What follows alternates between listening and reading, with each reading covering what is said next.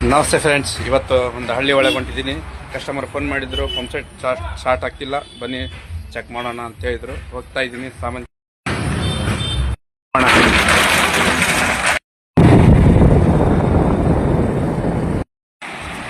ಅರ್ಧ ದಾರಿಗೆ ಬಂದ್ಬಿಟ್ಟು ಇಲ್ಲಿ ನೋಡಿ, ಹಳ್ಳ ಮಳೆಗೆ ಕೊಚ್ಕೊಂಡು ಹೋಗಿದೆ. ಇಲ್ಲಿಂದ ಮತ್ತೆ ನಡ್ಕೊಂತ ಹೋಗ್ತಿದ್ದೀನಿ.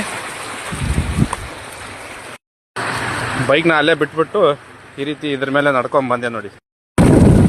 ಪಂಪಿನ ಕಡೆ ಪಯಣ. ಫೈನಲಿ ಮೋಟ್ರ್ ಹತ್ರ ಬಂದಿವಿ.